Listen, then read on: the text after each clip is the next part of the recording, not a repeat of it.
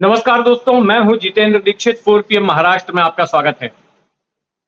दोस्तों, अंग्रेजी में कहावत है, offence is the best defence.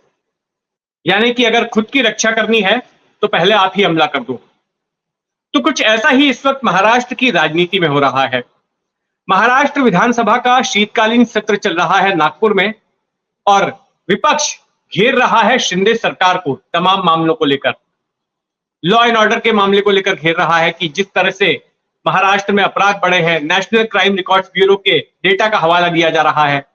फिर किसानों की समस्या को लेकर घेर रहा है कि किसानों की जो हालत हुई बेमौसम बारिश की वजह से, कहीं सूखे की वजह से, कहीं ओले पड़े, तो उसकी वजह से जो मुआवजा मिलना चाहिए वो सरकार की तरफ से नहीं मिल रहा है और सरकार की ओर से आवश्यक कदम नहीं उठाए जा रहे हैं। तो किसी ना किसी तरह से शिंदे सरकार को घेरने की विपक्ष कोशिश कर रहा है, और विपक्ष का मतलब है महाविकास आघाड़ी, उद्धव ठाकरे की शिवसेना, कांग्रेस और शरद पवार वाली एनसीपी। लेकिन अब उल्टा सरकार की तरफ से पलटवार किया जा रहा है महाविकास आघाड़ी की तरफ, और इस आघाड़ी के एक घटक दल है उद्धव ठाकरे की शिवसेना, उसके ऊपर। तो पत्रकारों से बातचीत करते हुए मुख्यमंत्री एकनाथ शिंदे ने जिक्र कर दिया दिशा सालियन की मौत का। दिशा सालियन कौन है? दिशा सालियन अभिनेता सुशांत सिंह राजपूत की मैनेजर थी। साल 2020 में, जून 2020 में जब सुशांत सिंह राजपूत ने आत्महत्या की थी, तो उससे करीब हफ्ते भर पहले दिशा सालियन की भी मौत हो गई थी, और वो भी आत्महत्या बताई गई थी। मालाड इलाके में वो किसी पार्टी में थी और उस फ्लैट से ऊंचाई से गिरने की वजह से मौत हो गई थी। और पहले तो पुलिस ने एक्सीडेंटल डेथ केस रजिस्टर किया था, लेकिन बताया गया कि उसने भी सुसाइड किया है।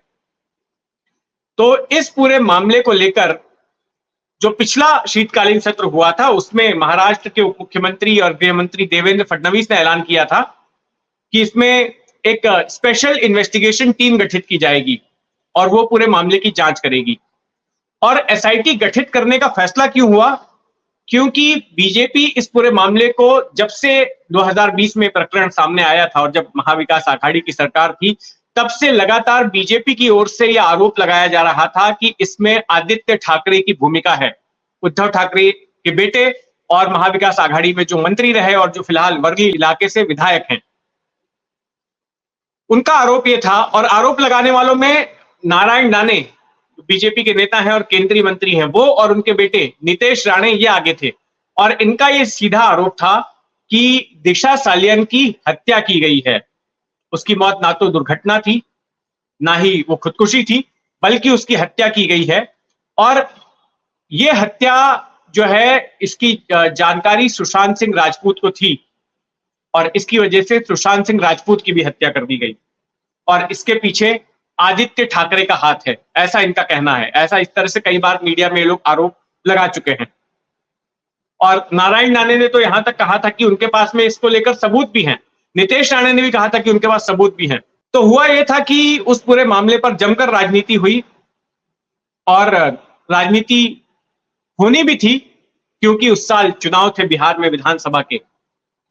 और बिहार विधानसभा चुनाव के मद्देनजर एक तरफ बिहार में बीजेपी जो है, चूंकि सुशांत सिंह राजपूत बिहारी थे, तो बिहार में लोगों के साथ भावनात्मक तौर पर कनेक्ट करने के लिए बीजेपी ने भी उसका मुद्दा उठा लिया। और उस वक्त एक बड़ा मोमेंटम चला था। एसएस आर्यंस नाम के कुछ लोगों ने जो है हैशटैग अपने आप को जो है इस तरह से डेजिग्नेट करना शुरू कर दिया कि हम एसएस आर्यंस हैं।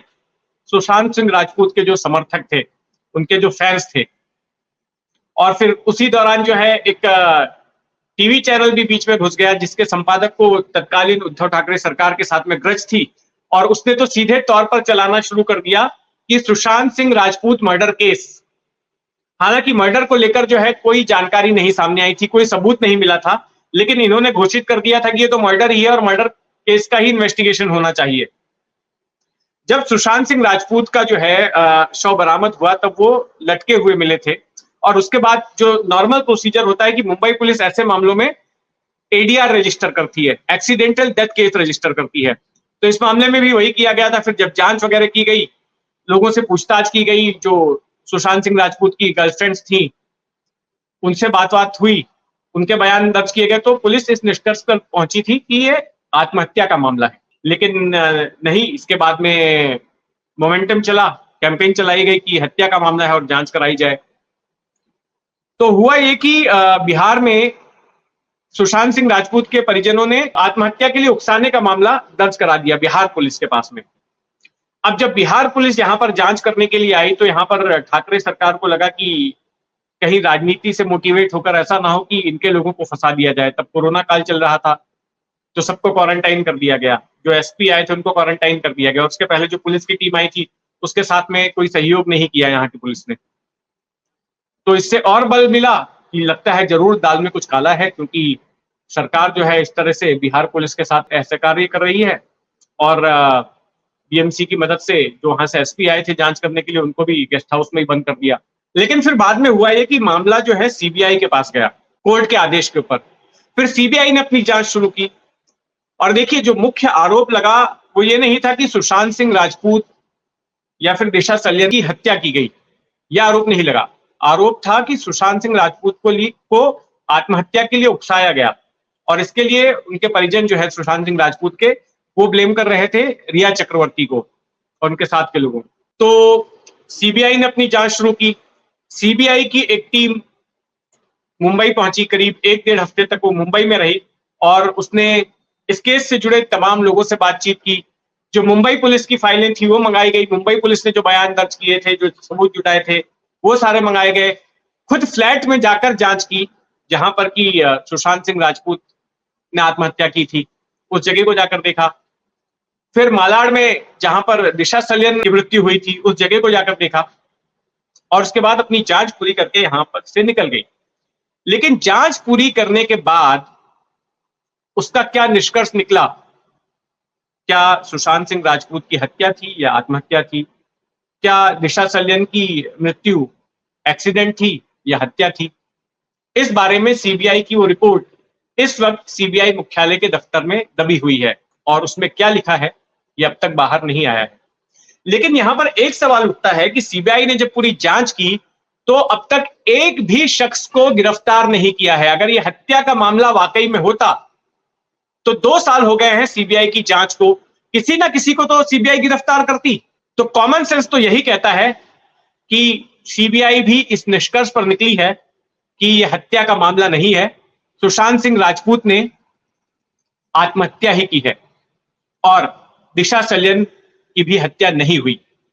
अगर ऐसा होता तो दोनों में से किसी एक मामले में कुछ तो सीबीआई के हाथ लगता, किसी को तो गिरफ्तार करती। एक भी गिरफ्तारी नहीं हुई। लेकिन सीबीआई की रिपोर्ट सामने क्यों नहीं आ रही है, यह भी अलग संदेह पैदा करती है। तो इसके पीछे कुछ लोग तर्क देते हैं कि इस तरह से अगर रिपोर्ट बाहर लाई जाएगी तो हो सकता है कि जब ये निष्कर्ष सीबीआई की रिपोर्ट में निकले कि ये तो आत्महत्या के ही मामले हैं तो लोग नाराज हो सकते हैं। तो इससे अच्छा है कि इस रिपोर्ट को दबे ही रहने दो, क्योंकि लोगों में इतना भर दिया गया है, लोगों के दिमाग में इतना प्रचारित कर दिया गया है कि ये सुसाइड नहीं है।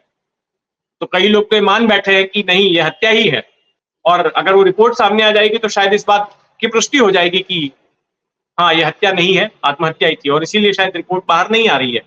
लेकिन सीबीआई की रिपोर्ट आए ना आए, यहाँ दूसरी तरफ जो है महाराष्ट्र सरकार ने अपनी एसआईटी शुरू कर दी है। हालांकि उसके हाथ अब तक कुछ लगा नहीं है और उसके काम में तेजी नहीं आई है, लेकिन देखते हैं कि आने वाले वक्त में क्या होता है, उस पर हमारी नजर बनी रहेगी। आप भी अपनी नजर बनाए रखें 4PM महाराष्ट्र पर और इस पूरे मामले को लेकर आप क्या सोचते हैं, अपनी टिप्पणी जरूर दें। धन्यवाद।